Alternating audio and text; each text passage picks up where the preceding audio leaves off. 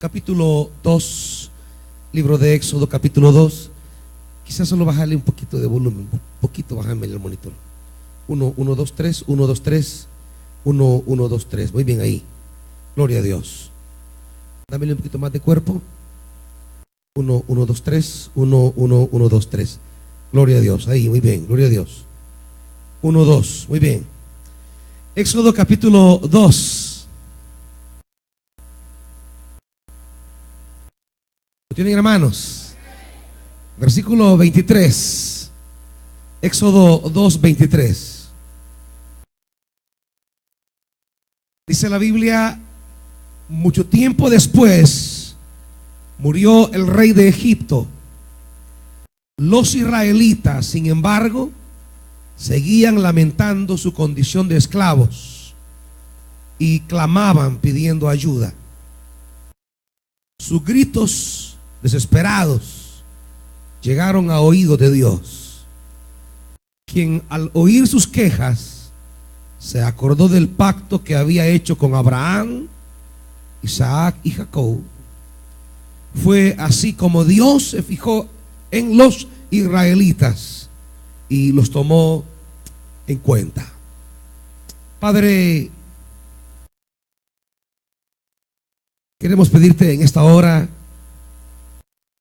que tu Santo Espíritu, Dios, pueda ministrar tu conocimiento, tu revelación, tu enseñanza, tu consejo, tu amonestación, tu esperanza a nuestra vida. Permítenos encontrar en la palabra los caminos nuevos que tienes para nosotros. Y sobre todo, Padre, poder colocar nuestra vida sobre esos fundamentos divinos, de tal manera que en medio de las realidades adversas que vivamos, podamos avanzar creyendo que tú eres un Dios de propósitos y de acciones salvadoras en favor nuestro. Padre, háblanos, porque tu palabra es nuestra luz. Sin ella quedamos huérfanos y expuestos a las locuras de nuestra mente. Guíanos en tu palabra, en el nombre de Jesús. Amén. Siéntese, hermanitos.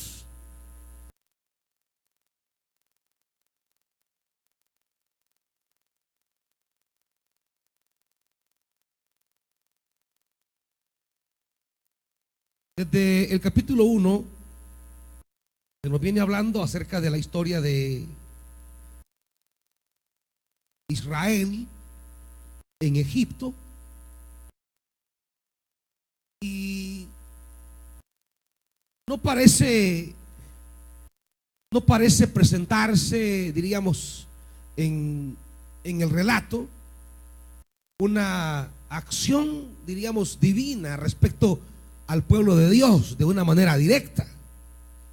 Más bien, desde el capítulo 1, versículo 1 hasta el 2, 22, lo que tenemos es la trama histórica de Israel en Egipto. Quizá la única referencia directa que tenemos a Dios hasta el 2:22 es la acción de Dios sobre las parteras, el acto de Dios de bendecirlas por el temor que ellas demostraron al preservar la vida de los niños israelitas que nacían, marcando desde el principio ya una estrecha relación entre el temor de Dios y la bendición de Dios. Ya ahí se pone en claro que el temor de las parteras traerá bendición de parte de Dios. Sin embargo, respecto a Israel, no hay como una acción precisa, directa, que nos conecte a Dios con la historia de Israel. Todo lo que tenemos desde el 1:1 hasta el 2:22 es la trama, el desenvolvimiento, todo el tejido histórico de cómo Israel entra a Egipto, en qué condiciones llega, cómo comienza a crecer y cómo comienza a tejerse la opresión en la que Israel pasará durante muchísimos años. Entre el 1:1 y el 2:22 pareciera que son pocos tiempos, pero no, son 2 capítulos casi, pero son casi 400 años. Es una cantidad enorme de tiempo que ha pasado. Es una historia larguísima que llega a su conclusión en el versículo 23, donde se describe, diríamos, la realidad del pueblo. Tenemos en el 23 la síntesis de la historia de opresión de Israel en Egipto. Ahí estamos, digamos, hablando de las condiciones en las cuales Israel ha llegado a estar. Y es en esas condiciones donde en el versículo 24 se va a hablar, y es lo que quiero esta mañana que Dios pueda hablar a nuestra vida. Es en el versículo 24 donde se ponen, 24 y 25, donde se ponen las bases, diríamos, de nuestra liberación. ¿Dónde reside nuestra bendición? ¿Dónde reside nuestra liberación? ¿Dónde reside nuestra oportunidad de conocer nuevos caminos de Dios para nuestra vida? Y que esas iniciativas divinas son las que van a traer a nuestra vida una oportunidad que tenemos que asumir, y eso será el mensaje del capítulo 3 que ya pronto veremos. Pero en el versículo 23 tenemos la condición constante, permanente y creciente de Israel. Se nos describe que los israelitas seguían lamentando su condición de esclavos y clamaban pidiendo ayuda. Israel está, diríamos, en estas dos realidades. Por un lado, reciben una situación grave respecto a su condición de esclavos. Son maltratados, son humillados, son atormentados, pero a la vez sale desde ellos un clamor, sale un gemido, sale una expresión de aflicción, de dolor. El versículo, diríamos, 23 nos está sintetizando de manera muy clara cuál puede ser nuestra situación a la cual llegamos en momentos difíciles de la vida.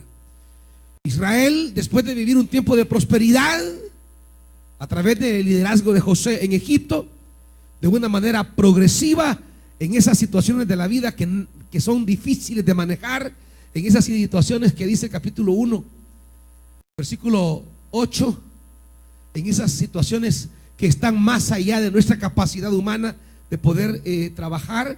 Dice el versículo 8: pero llegó al poder de Egipto otro rey que no había conocido a José, y le dijo a su pueblo: cuidado con los israelitas, que ya son más fuertes y numerosos que nosotros. Vamos a tener que manejarlos con mucha astucia, de lo contrario seguirán aumentando, y si estalla una guerra, se unirán a nuestros enemigos, nos combatirán y se irán del país. Ya desde aquí se está planteando el salir del país como una situación riesgosa para Egipto. Ya desde aquí se plantea el éxodo, ya desde aquí se reprime la salida de Israel. Desde aquí ya la nación opresora está visualizando la posibilidad que los israelitas experimenten la salida de Egipto. Así que para que la salida de ellos no venga a desestabilizar a Egipto, no venga a arruinar a Egipto, no venga a poner en crisis a Egipto, ellos toman una decisión. Versículo 11: fue así como los egipcios pusieron capataces para que oprimieran a los israelitas. Les impusieron trabajos forzados, tales como la de edificar para el faraón las ciudades de almacenaje Pitón y Ramsés.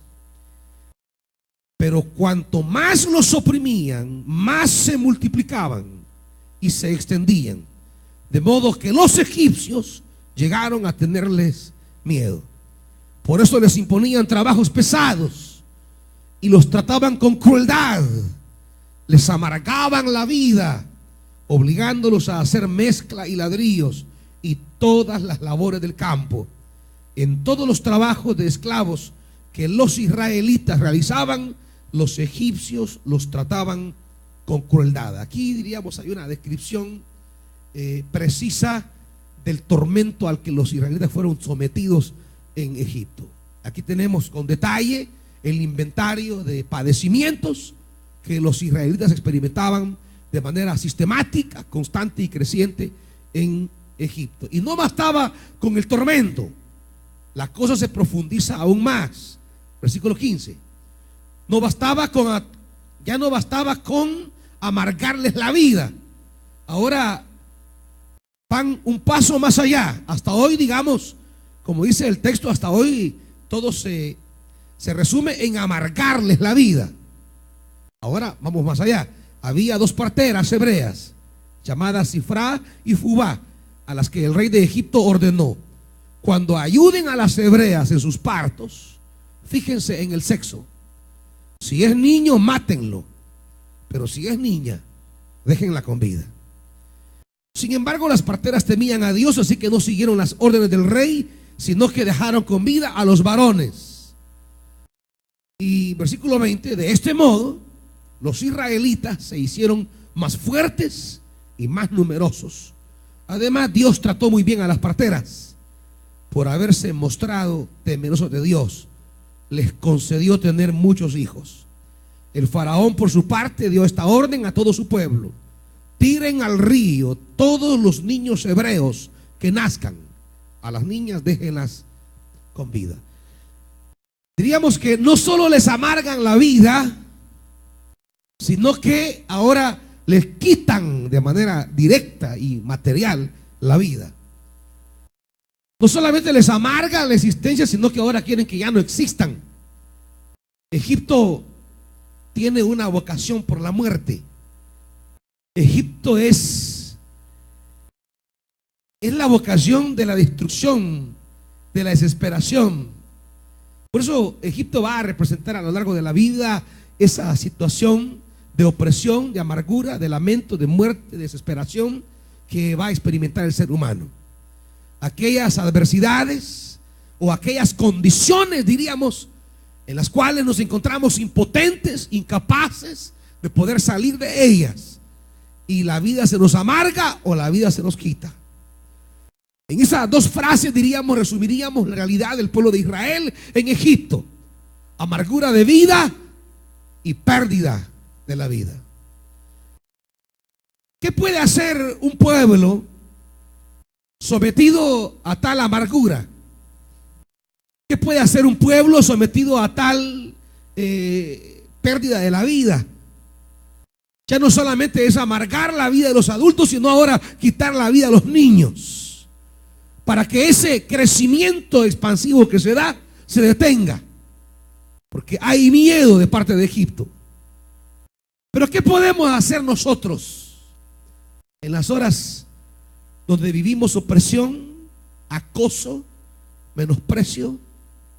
¿Qué podemos hacer en la vida en esos momentos donde nos sentimos completamente rodeados de adversidades? Cuando vamos al versículo 24 y 25 del capítulo 2, ahí tenemos, amados hermanos, la base de nuestra salvación. En esas realidades de adversidad, de opresión y de muerte en nuestra vida, no son definitivas, hermanos. Las realidades de conflicto y de amenazas en nuestra vida no son determinantes. No es Faraón al final quien va a determinar nuestra existencia. En el versículo 24 se introduce Dios mismo, y en 4 acciones de Dios vamos a encontrar el fundamento de nuestra salvación. No importa que tanto Faraón ya no conozca a Israel, no importa que tanto Faraón ya no escuche a Israel, no importa que tanto Faraón quiera retener a Israel, no importa que tanto Faraón ya no quiera ver a Israel. En el versículo 24 y 25 se nos introduce las acciones divinas de nuestra salvación, porque nuestra salvación está en Dios desde ayer, hoy y para siempre. En las acciones divinas es que debemos poner nuestra esperanza. Es en las acciones liberadoras, en las iniciativas de Dios en nuestra historia, es donde se construye nuestra liberación. Y Dios es un Dios que sigue siendo el mismo ayer, hoy y por los siglos. Hay 4 acciones que se nos describen en el 24 y 25. Dice la Biblia: Dios, ¿qué, hermanitos? Dios oyó. ¿Qué más se dice? Dios se acordó. Versículo 25. Dios vio y Dios los tomó en cuenta, como dice la NBI, o los conoció, como dice la Reina Valera. Dios oyó y se acordó. Es la primera pareja, diríamos, de acción de Dios. Dios oyó y se acordó, y Dios vio y los conoció. Son 4 acciones ligadas en dos dinámicas. Dios vio y se acordó. No, perdón, Dios oyó y se acordó. Dios vio y conoció. Son, diríamos, las 2 acciones o los 2 conjuntos: oír y acordarse, ver y conocer, o ver y tomarlos en cuenta. Oír, conocer, ver. Oír, acordarse, ver, conocer, son las 4 acciones divinas que van a fundamentar, que van a iniciar y darán comienzo al proceso liberador de Egipto. Ahora, la liberación de Israel no está ni en la buena voluntad de Faraón, la cual no existe, ni en su capacidad para provocar liberación. La liberación de Israel tiene un punto de partida, y es que todo proceso en el que queramos nosotros experimentar salvación, bendición o liberación, debemos entender que todo proceso tiene su punto de partida en Dios. Es hasta aquí, hasta el 24 y 25, donde aparece la iniciativa divina que traerá liberación. Es hasta aquí donde se comenzará a gestar un proceso de transformación de la realidad israelita. Hasta aquí Dios no ha obrado. Hasta aquí Dios no ha actuado, diríamos, de manera directa en la liberación. Es Faraón quien ha venido construyendo, profundizando y agudizando una opresión. Es desde aquí, desde el acto divino de oír, de acordarse, de ver y de conocer, es desde aquí donde va a realizar Israel su liberación. Amados hermanos, no pueden existir procesos de bendición en nuestra vida que no nazcan de Dios. Cualquier intento que usted realice para transformar su situación, pero que no toma en serio a Dios, será un intento fallido que solo profundizará y agudizará su crisis. Cualquier manera humana de resolver nuestra condición de adversidad no va a funcionar. Todos los intentos que hagamos por salir de este pantano que nos ahoga, que no tome en serio, que no tome en cuenta, que no parta desde Dios, no va a funcionar. Ya Moisés trató de hacerlo en el capítulo 2, versículo 11. Un día, cuando ya Moisés era mayor de edad, fue a ver a sus hermanos de sangre y pudo observar sus penurias. De pronto vio que un egipcio golpeaba a uno de sus hermanos, es decir, a un hebreo. Miró entonces a uno y a otro lado, y al no ver a nadie, mató al egipcio y lo escondió en la arena. Al día siguiente volvió a salir y al ver que dos hebreos peleaban entre sí, le preguntó al culpable: ¿por qué golpeas a tu compañero? ¿Y quién te nombró a ti gobernante y juez sobre nosotros? Le respondió aquel: ¿acaso piensas matarme a mí como mataste al egipcio? Esto le causó temor a Moisés, pues pensó: ya se supo lo que hice. Y en efecto, el faraón se enteró de lo sucedido y trató de matar a Moisés. Pero Moisés huyó del faraón y se fue a la tierra de Madián, donde se quedó a vivir junto al pozo. Estos versículos nos resumen la opción de querer resolver la opresión con nuestras manos sin tomar en cuenta a Dios. Las realidades que estemos viviendo, hermanos, las realidades de adversidad que estamos viviendo, las situaciones complicadas o enredadas en que nos encontremos, si usted quiere resolverlas con sus capacidades, con sus conectes, quiere resolverlas con sus cheros, con sus amigos, quiere resolverla a su manera, óigame bien, no solamente no va a resolverla, sino que va a perder lo que tiene. Lo que va a vivir es una agudización de la crisis que está viviendo.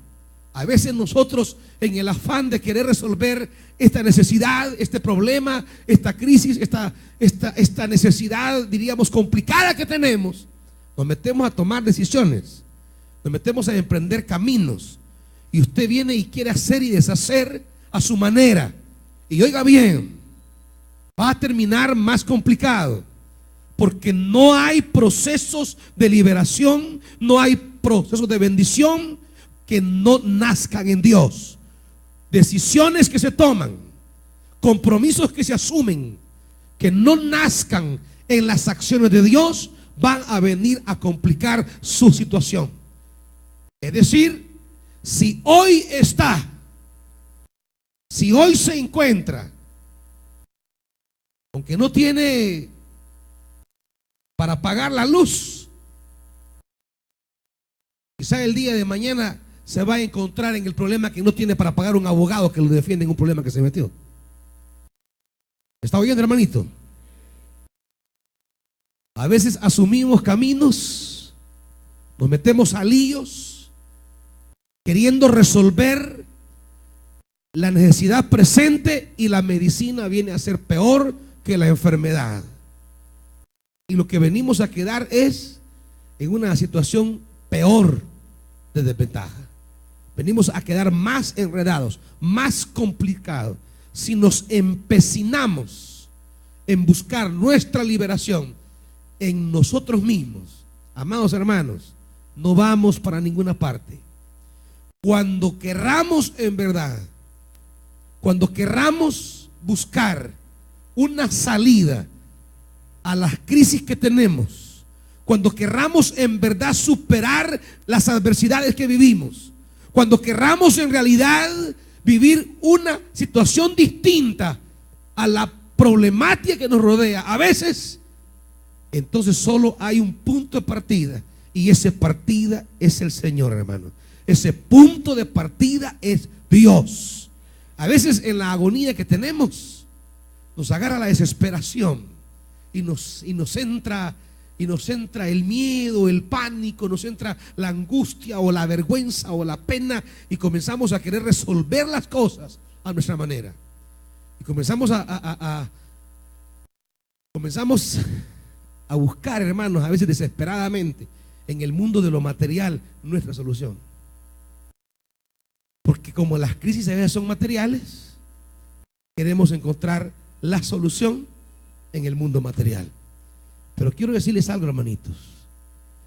Por muy materiales que sean nuestros problemas, el punto de partida siempre será espiritual.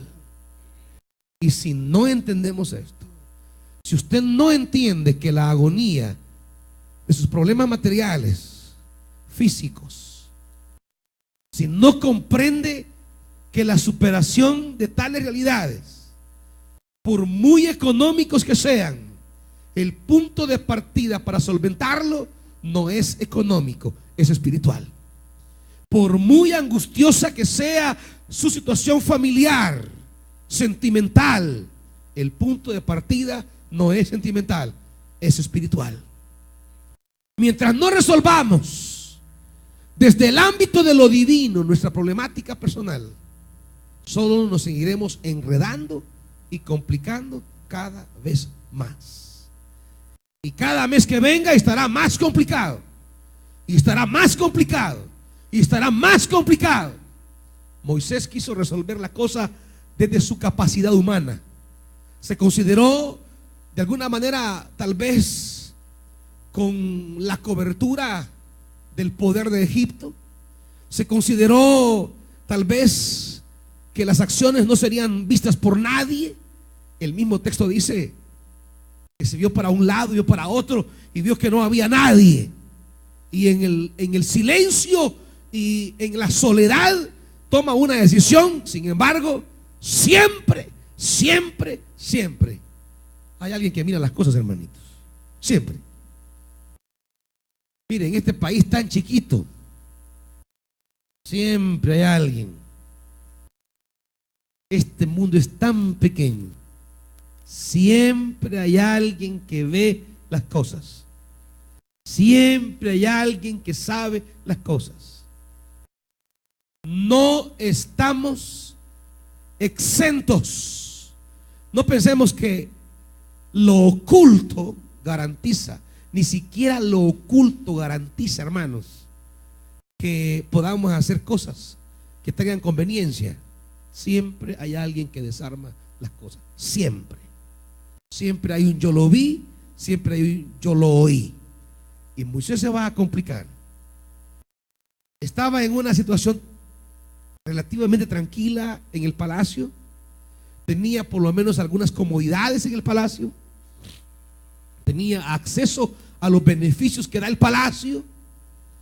Y en un momento de querer resolver las cosas de su pueblo a su manera, en un momento de querer resolver las cosas a su modo, a su capacidad, querer intervenir en resolver la problemática de nuestra vida o de nuestra familia, sin que éste tenga su punto de partida en Dios, irá cada vez más enredándose su vida, hermano.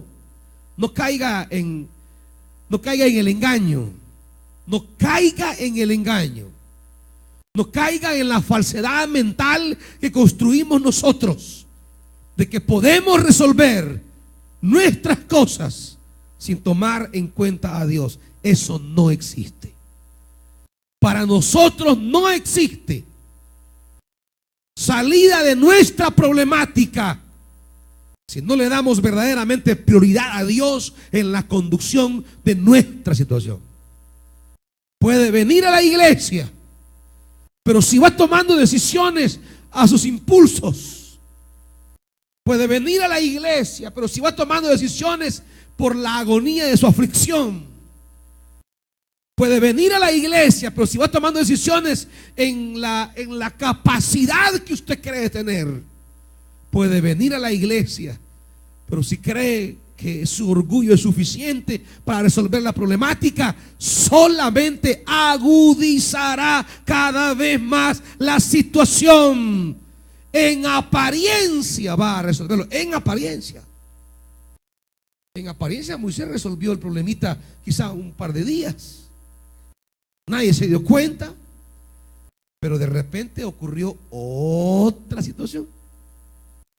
Quizá en apariencia Moisés había resuelto, se había solventado y podía decir: vamos hallando un camino, vamos viendo ya salida al problema, vamos ya viendo el rumbo.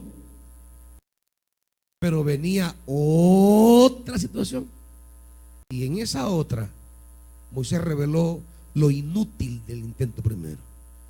Moisés reveló lo infructuoso Moisés reveló lo frágil y lo inútil que fue haber obrado en su propia mano, en su propia capacidad, en su propio poder. ¿Y qué le quedó? Huir. Después de estar viviendo en el palacio, ¿dónde se quedó viviendo después? ¿Ah? Al lado de un pozo. O sea, del palacio al pozo. Imagínense la metáfora significativa de este cambio. Del palacio, con todas las limitaciones y problemáticas y dificultades que tenía Moisés, sin embargo en el palacio, con toda y su conciencia que tenía respecto a la problemática, pero estaba en el palacio. Pero después del palacio termina viviendo junto a un pozo.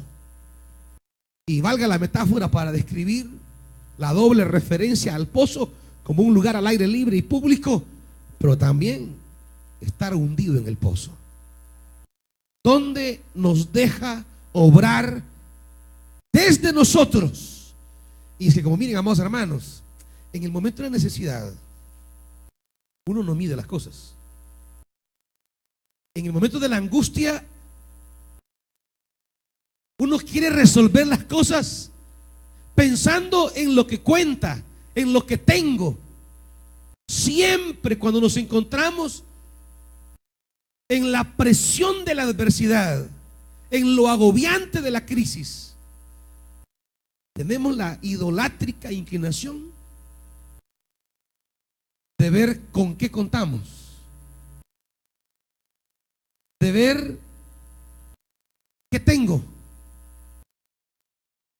y ponemos nuestra mirada en ver cómo capitalizamos las posibilidades humanas, cómo hago efectivo lo que tengo, pero nos saltamos nuestra búsqueda de Dios. Nos saltamos, es decir, seguimos considerando que la salida de la dificultad que vivimos está en lo que tenemos, pero quizás están en pasivos por ahí.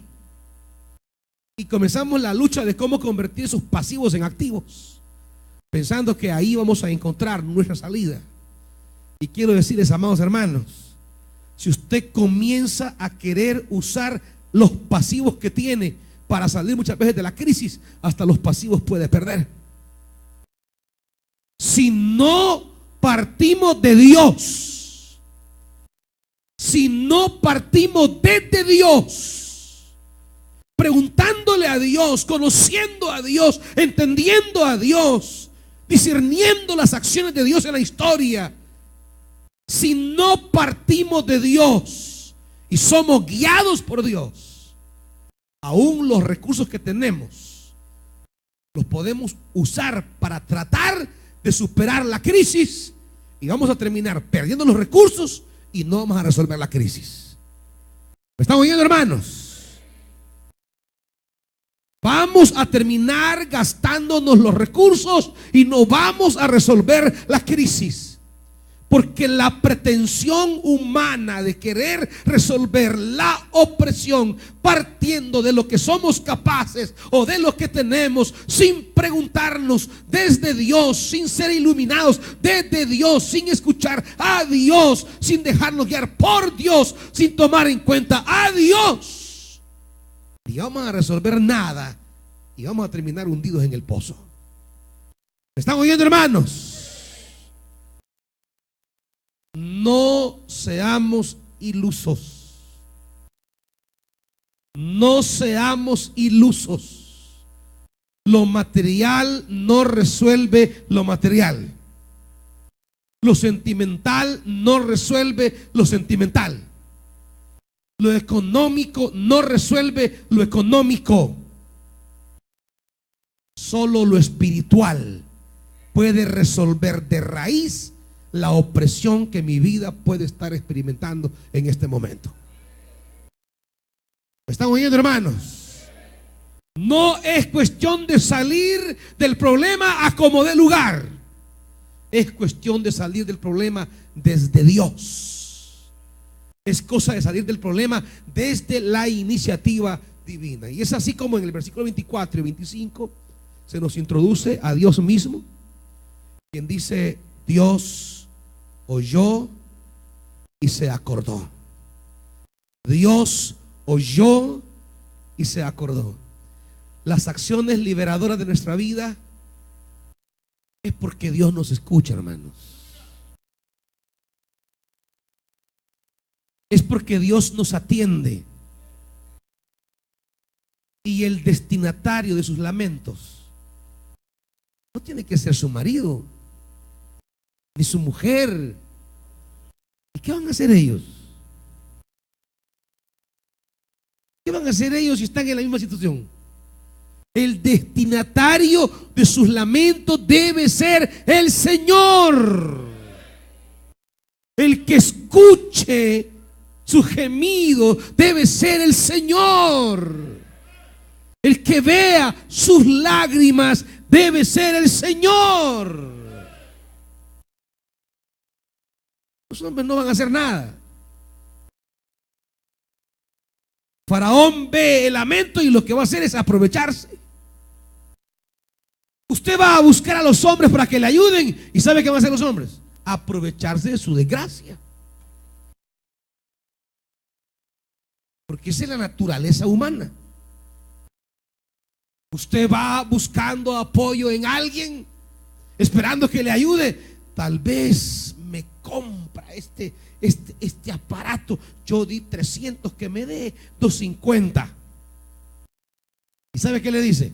Te doy 50, le dice.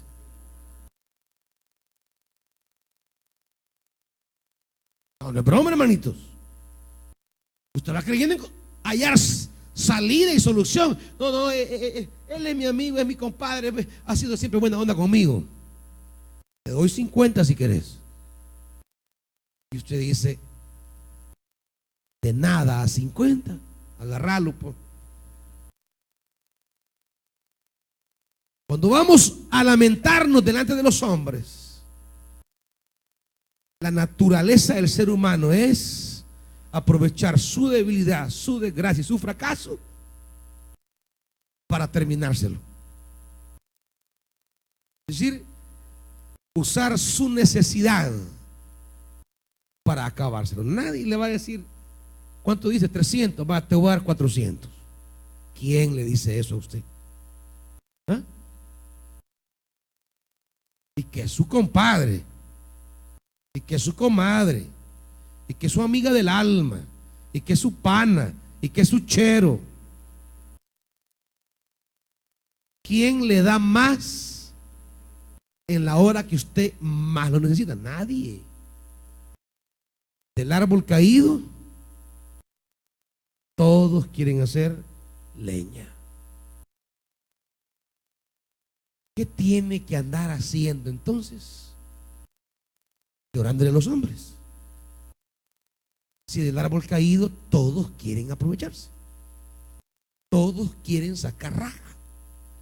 El único que no quiere sacar raja de nuestra desgracia, sino sacarnos del pozo en que hemos caído y ponernos en roca firme, es el Señor, amados hermanos. Es el único. Es el único. Por tanto, ¿por qué le anda chillando a una mujer usted? ¿Por qué le anda chillando a un hombre usted? Desde el momento que usted le chilla a otro ser humano, ha comenzado mal su liberación. Desde el momento que pretende hallar salida a su problemática, llorándole a los hombres, desde ese día está estancado en su salida. Porque la salida solamente viene cuando Dios escucha. ¿Me están oyendo? Cuando Dios escucha. Pero ¿cómo va a escuchar Dios si usted no le habla a Él? ¿Cómo va a oír Dios si usted a Él no le pide? A Él no le llora, a Él no le ruega. ¿Cómo se iniciará nuestra liberación si lo que andamos hablando es con los hombres y no con Dios? ¿Cómo se va a realizar nuestra liberación? Usted le puede ir a llorar al hombre y el hombre le va a decir sí, y la mujer le va a decir sí, pero ¿a qué precio? ¿A precio de seguir en la esclavitud? ¿A precio de seguir atado y amarrado? Pero cuando vamos donde el Señor y el Señor nos oye, allí viene nuestra verdadera liberación. Ahí viene nuestra verdadera bendición. No es a veces automática, como quisiéramos. No es de un día para otro, como quisiéramos. Pero es segura, es permanente, es para siempre, es real. Se inicia un proceso de liberación, pero real, auténtico. Quizás los hombres nos puedan dar aparentemente la resolución del problema por un ratito, pero cuando vamos donde Dios y Él escucha, Él se acuerda. Y se acuerda, dice, del pacto que había hecho con Abraham, Isaac y Jacob. Dios se acuerda de sus compromisos. Dios es un Dios siempre de compromisos, apegado a sus compromisos. Y cuando Israel le clama, cuando Israel le busca, cuando Israel le suplica, cuando eleva sus gritos al cielo, Dios escucha y Él se acuerda de sus compromisos. Cuando clamamos al Señor, Dios se acuerda de sus pactos.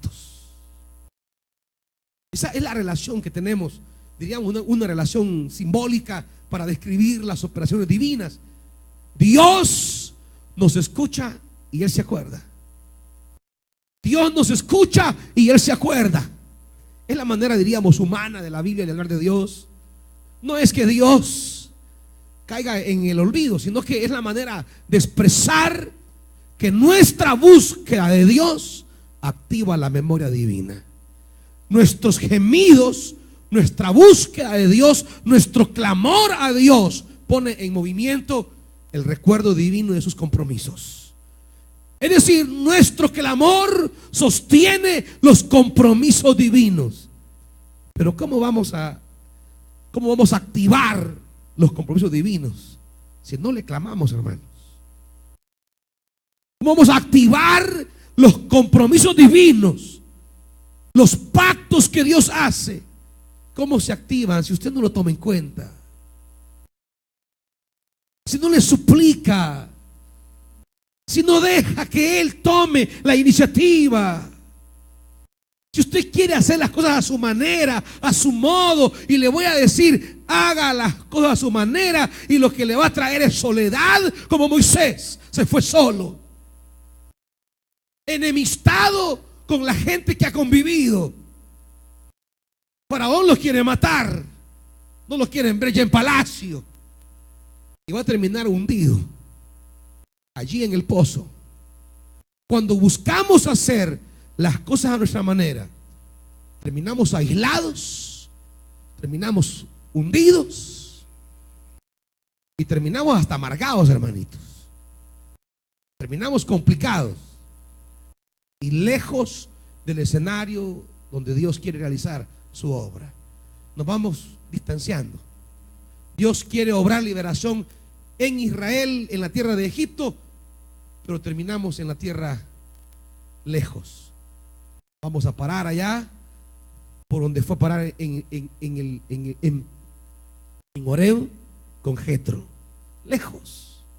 Lejos del escenario donde Dios quiere obrar, lejos del escenario donde Dios quiere manifestarse, lejos del escenario donde Dios quiere hacer milagros.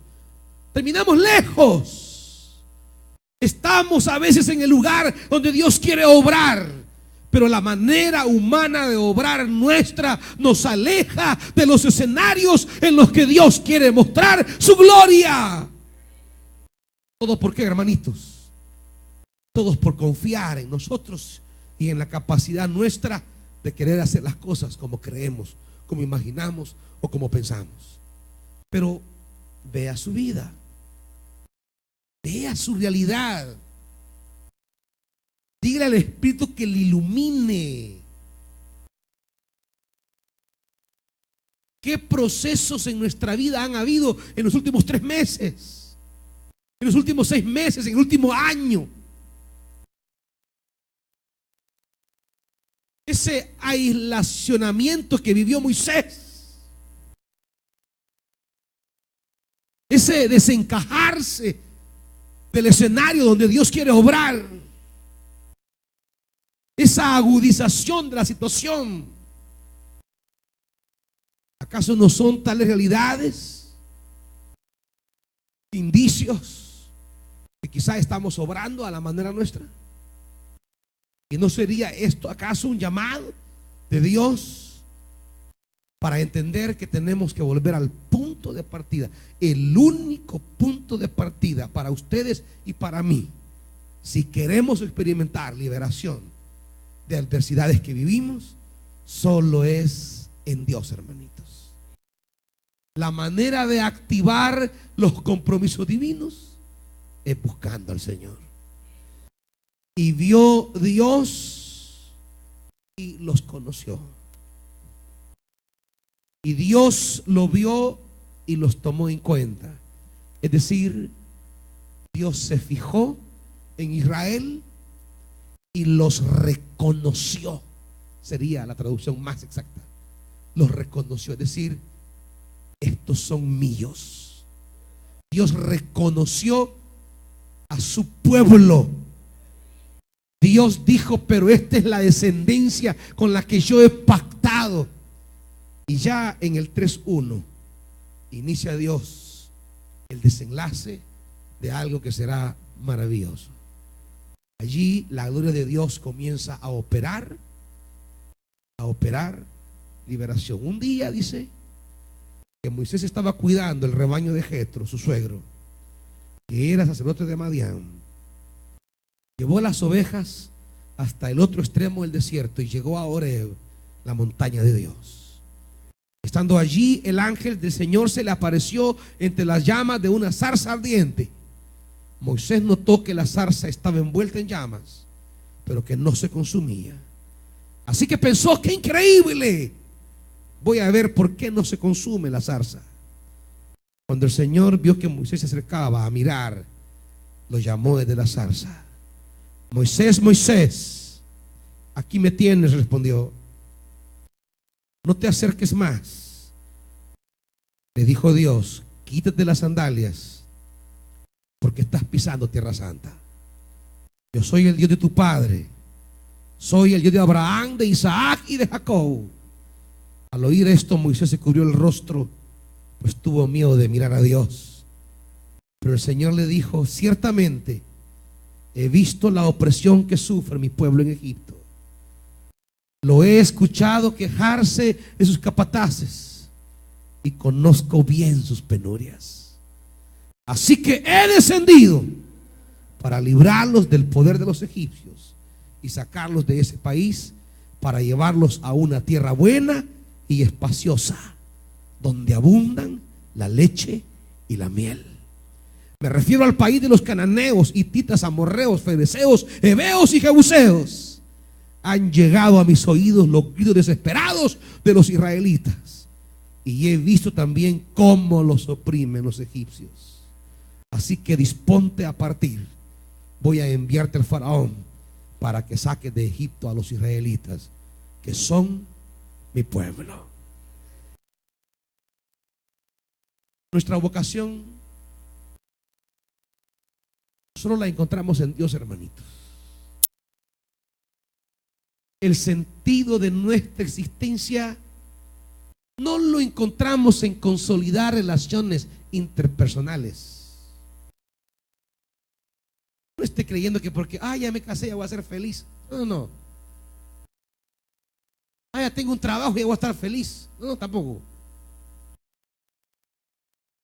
La vocación de nuestra liberación nace en la presencia de Dios. Moisés estaba casadito y por gusto, lejos de la liberación. Por ahí se acercó a Jetro, hay su señora por ahí, ya tuvo hijos, pero mientras no encontremos nuestra vocación en Dios, vamos a estar lejos de los escenarios de la liberación.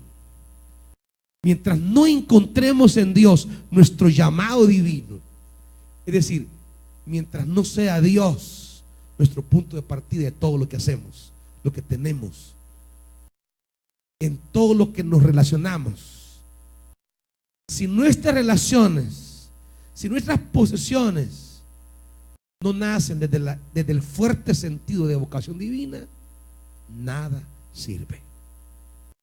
Nada sirve. Mientras no nos ponemos en las manos de Dios y nos disponemos a su servicio, mientras no le decimos heme aquí y escuchamos la llamada divina que nos convoca desde su presencia, desde su poder, desde su recuerdo, desde su compromiso, no, hermanitos, vamos a seguir dando vueltas sin ningún rumbo. Mientras no parta de Dios y mientras no le diga a Dios heme aquí, ¿qué quieres de mí? Y mientras no escuchemos la llamada de Dios al compromiso, al servicio, a la entrega, los esfuerzos por salir adelante serán pasajeros. Nuestra única victoria total, segura, la única tierra maravillosa que fluye leche y miel, la única realidad en la que en verdad nuestra alma se encontrará plena, es aquella a la que Dios nos llevará, no la que nosotros creamos, es a la que Dios nos llevará. Y si Dios no es quien nos lleva allí, sino que son sus pensamientos, sus sentimientos, sus intereses o sus necesidades, no vamos a llegar nunca donde Dios nos quiere llevar. Quiero terminar con un salmo, hermanitos.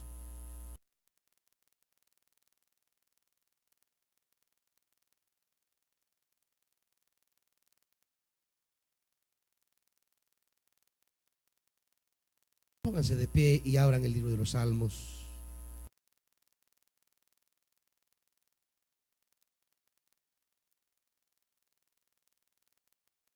¿Por qué no clamamos al Señor? Salmo 69.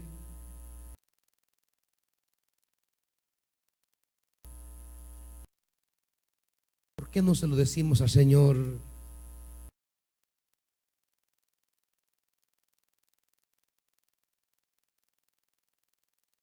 Lean conmigo versículo 1.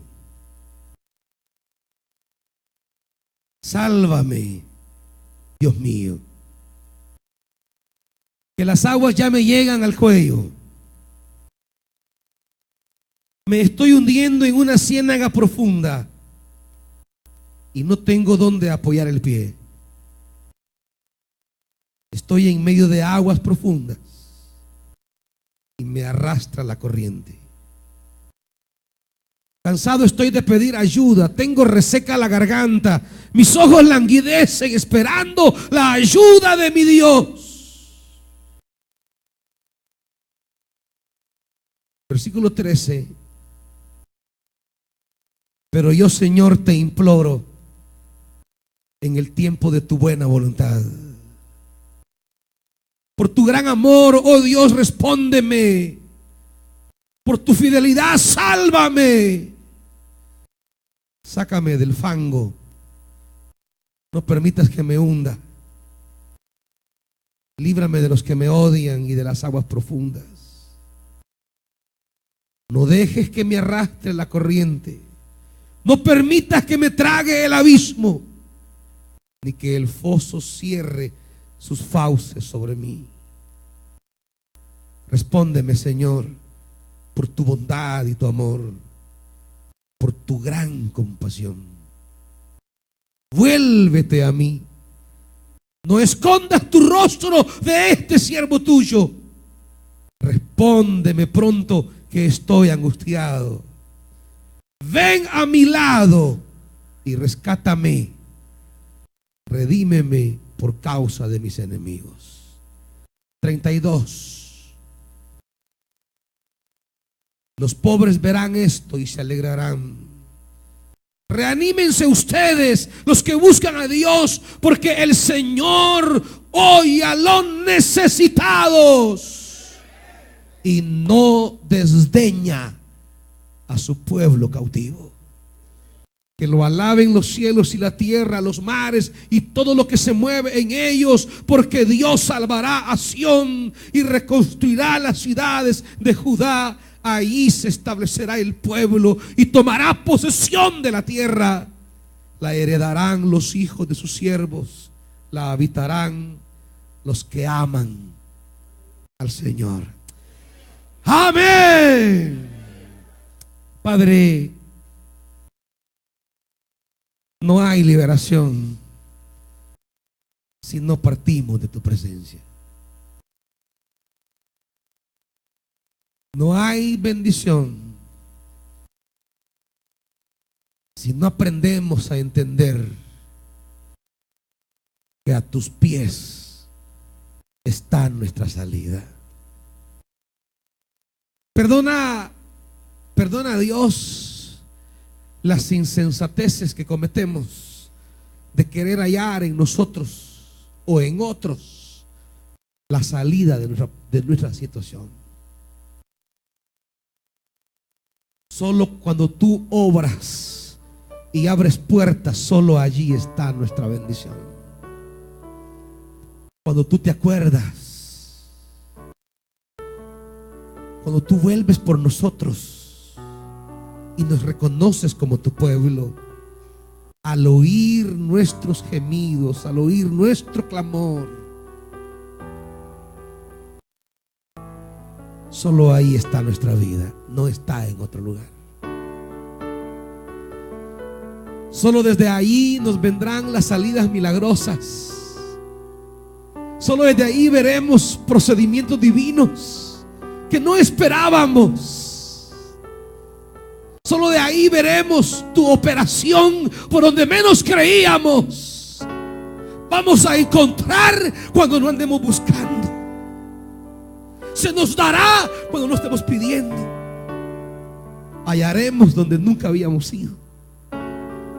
Porque ya no seremos nosotros, sino que será tu mano. Se abrirá la puerta que jamás imaginamos. Nos responderá la persona que menos creímos. Nos ayudará el que estaba más lejos. Perdona cuando hemos creído que nuestros conocidos, nuestros allegados,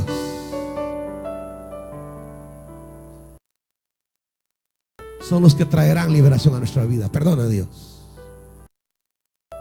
Perdona las estupideces de nuestros pensamientos. Perdona las torpezas que nos terminan abandonándonos, alejándonos del escenario de tu liberación, que nos dejan aislados y solos y más complicados.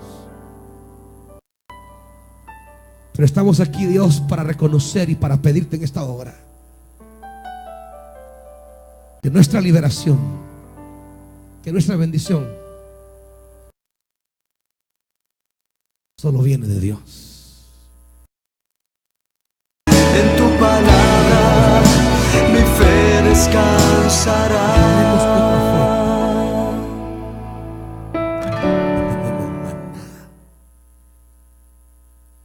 Pero desde allí, de tus compromisos, de tu memoria, de tu buena mano,